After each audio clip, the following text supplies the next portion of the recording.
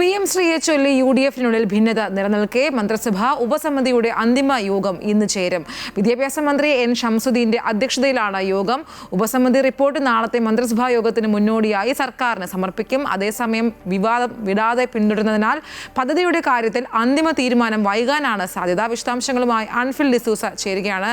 അൻഫിൽ, good morning. എന്തായാലും മുന്നണിയുടെ ഒരു ശ്രീ കെടുത്തുന്ന രീതിയിലാണ് ഇപ്പോഴത്തെ ഒരു പ്രതികരണങ്ങളൊക്കെയും പുറത്തു വരുന്നത്. എന്തായാലും PM ശ്രീയിൽ അന്തിമ തീരുമാനം എന്തായാലും വൈകാൻ തന്നെയല്ലേ സാധ്യത?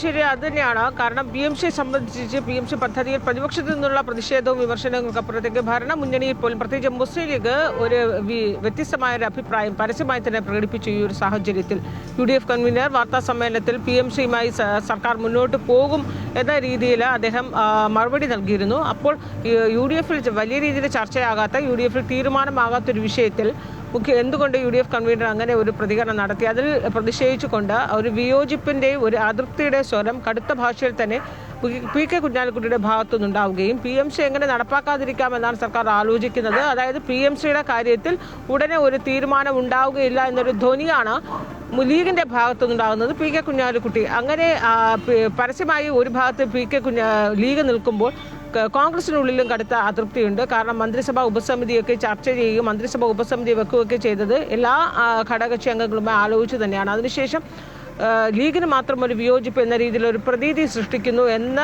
വിമർശനമൊക്കെയും ഉണ്ടായതാണ്. അങ്ങനെ ഈ PMCയെ ചൊല്ലി മുന്നണിക്കുള്ളിൽ തന്നെ എതിർപ്പും വിയോജിപ്പും ഭിന്നസ്വരവും ഒക്കെ നിൽക്കുമ്പോഴാണ് ഇന്ന് മന്ത്രിസഭാ ഉപസമിതിയുടെ യോഗം. ഇന്നത്തെ യോഗം എന്ന് പറയുന്നത് അന്തിമമായ യോഗമാണ്. ഈ യോഗത്തിൽ ഇന്ന് തീരുമാനമെടുത്ത്, അതായത് പ്രധാനമായി ഈ വിഷയം പഠിക്കുന്നത് ഇതിൽ PMC നടപ്പാക്കുമ്പോൾ സ്കൂളുകളുടെ പട്ടിക അതിൽ സംസ്ഥാനത്ത് തന്നെയായിരിക്കണം പൂർണ്ണമായ അധികാരം. ഏതൊക്കെ സ്കൂളുകൾ നടപ്പാക്കണമെന്ന് സംസ്ഥാനമാണ് തീരുമാനിക്കുന്നത്. സിലബസും സംസ്ഥാന സർക്കാരിനാണ് സ്വന്തമായി തീരുമാനിക്കാനുള്ളത്.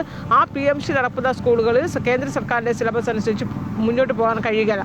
ഈ രണ്ട് വിഷയവും സർക്കാർ കേന്ദ്രം അംഗീകരിക്കുകയാണെങ്കിൽ മാത്രം PMCയുമായി മുന്നോട്ട് പോകും എന്ന രീതിയിലാണ് ഇതുവരെ മുഖ്യമന്ത്രിയും സർക്കാരും ഒക്കെ പറഞ്ഞിട്ടുള്ളത്. പക്ഷേ അതിൽ നിന്നൊക്കെ ഏതൊക്കെ രീതിയിലൊക്കെ വ്യത്യസ്ത നിലപാട് സ്വീകരിക്കും? മാത്രമല്ല, കേരളം മുന്നോട്ട് വെക്കുന്ന ഉപാധികൾ കേന്ദ്രം അംഗീകരിക്കുമോ? അങ്ങനെ നിരവധി ചോദ്യങ്ങൾ ബാക്കി നിൽക്കുകയാണ്.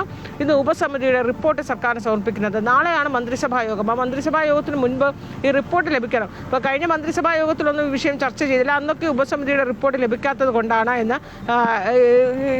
കൊണ്ടാണ് അതൊരു അജണ്ടയായി വരാത്തത്. അപ്പോൾ ഇന്ന് നാളത്തെ ക്യാബിനറ്റിന് മുമ്പ് ഇവർക്ക് സമർപ്പിക്കുമോ അതോ അതിന് ശേഷമാണോ സമർപ്പിക്കുന്നത് എന്നതിലും ചില ആശയക്കുഴപ്പമുണ്ട്.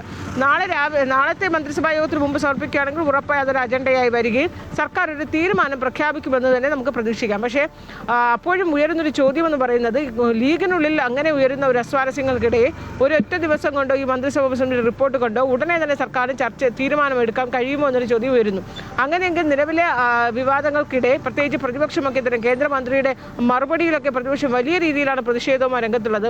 പ്രത്യേകിച്ച് CPI ഇന്നലെ ബിനോയ് വിശ്വമൊക്കെ വലിയ ശക്തമായി വിമർശനം സർക്കാരിനും VD സതീശനുമൊക്കെ എതിരെ നടത്തുകയുണ്ടായി.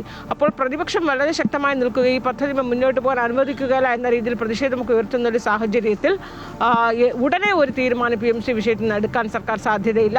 തീരുമാനം ഒരുപക്ഷെ വൈകിപ്പിച്ച് ഇത് നീട്ടിക്കൊണ്ടു പോകാനുള്ള സാധ്യതയാണ് മുന്നിലുള്ളത്. എന്തായാലും PMCയുടെ മന്ത്രിസഭാ ഉപസമിതി ഇന്ന് അവസാനത്തെ യോഗം ചേർന്ന് സർക്കാരിന് മുന്നിൽ റിപ്പോർട്ട് സമർപ്പിക്കുമോ എന്നാണ് അറിയേണ്ടത്. അങ്ങനെയെങ്കിൽ ആ റിപ്പോർട്ടിന്മേൽ ഇനി എങ്ങനെ വൈകിപ്പിക്കാനാവും സർക്കാരിൻ്റെ തീരുമാനം, ഇതൊക്കെ തന്നെയും വരുന്ന ദിവസങ്ങളിൽ നമുക്ക് അറിയാൻ കഴിയും.